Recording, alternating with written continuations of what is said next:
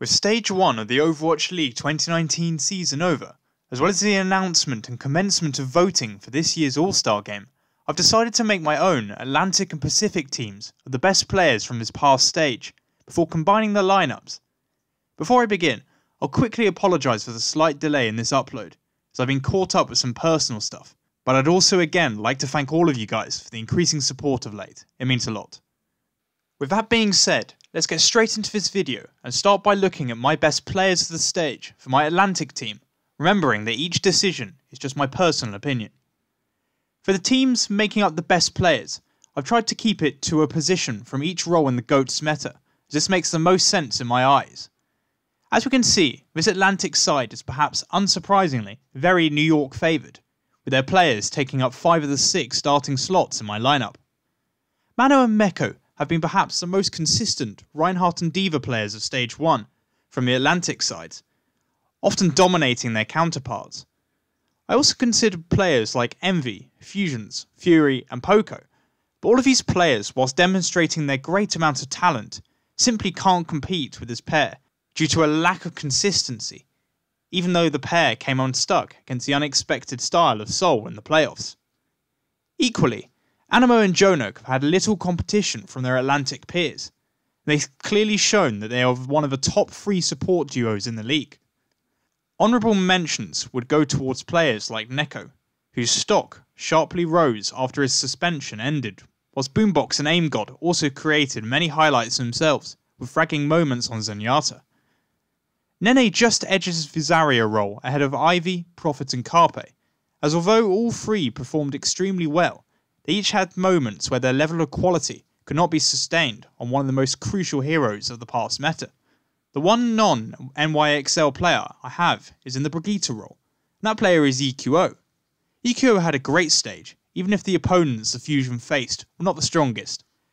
He became fundamental to whether the team would be successful or not, and consistently had to overperform to make up for the mistakes often made by Sado on the front line. He edges out Libero, who himself had a solid stage, but due to the Excelsior style, I felt too often he had limited impact on the games, relying on their style of letting Jonak get a pick early. Now looking at the Pacific division, these choices I found to be a lot harder, especially considering how 2 of the teams here competed in the Stage 1 final.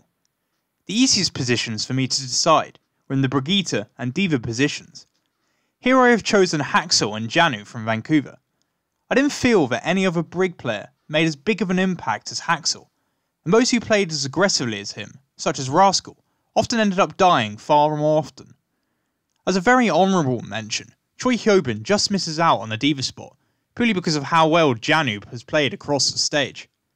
He's been such a key instrument for his side, from protecting Bumper on the front line, to peeling for his backline, for clutching and winning maps with huge D.Va bombs that cement his spot.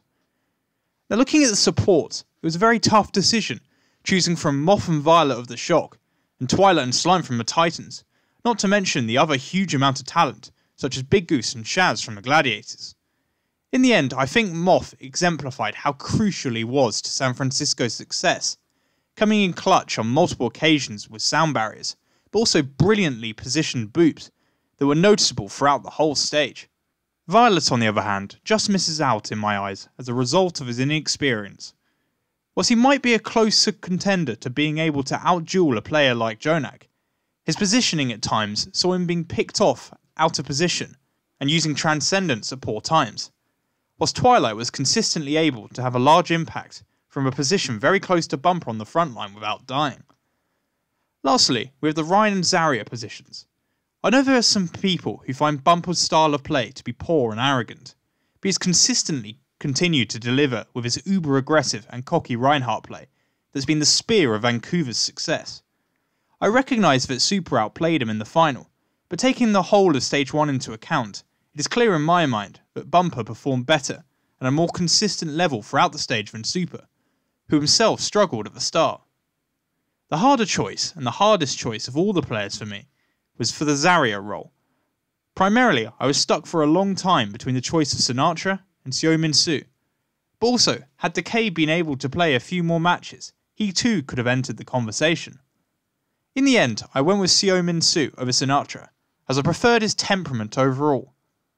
Both stand at the top of the overall Zarya statistics, and play quite aggressive styles that output a lot of damage. I think the key difference is that Sinatra tries more flanks against his opposition, and this risk-reward style has for the most part led to great success, but this has also at times cost his side or resulted in wasted ultimates, which we haven't seen as regularly from So-Min-Soo. As for a combined lineup of the two sides, I'd pick these 6 players. Haxel in my eyes was by far and away the most influential and successful Brig of Stage 1. Whilst Animo played well, I don't think he had nearly as much of an impact on Lucio as a player like Moth had, and still Jonak sits atop the flex support throne, albeit with plenty of new and capable challengers only now a short distance behind him.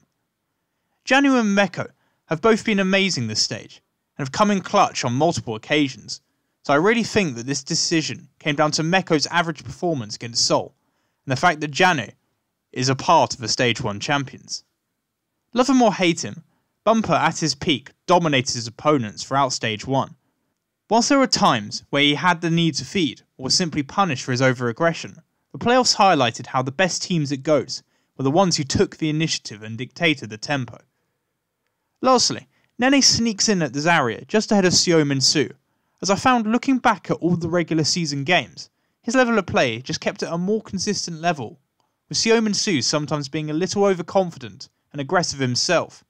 With my team of the stage concluded, and given that voting is now opened for the All-Star event that will take place between stages 2 and 3, I've also decided to make my combined God-Squad of players that will bring fun and entertainment to the All-Star event, even if it is unrealistic and just for a bit of fun. At DPS, we have Defran and Pine, who will deliver highlight after highlight, as well as popular appeal. For my support, we're going to free Custer from the We Are 0-7 bench, and pair him with a very shouty Brit, who'll probably end up feeding. And to round off the team, we have 2 absolute Giga-Chads that would probably crash the Blizzard servers if they ever found themselves in the same game, let alone on the same team, as I pair a Meng with Super. With that, I think we've reached a good point to end this video, and I hope you enjoyed. Let me know what your own team of the stage would be, and who you will be voting for to take part in the All-Star event. My next video will be looking at the map pool for Stage 2, and how this will impact the league and team comps, so please make sure you like and subscribe to ensure that you don't miss out.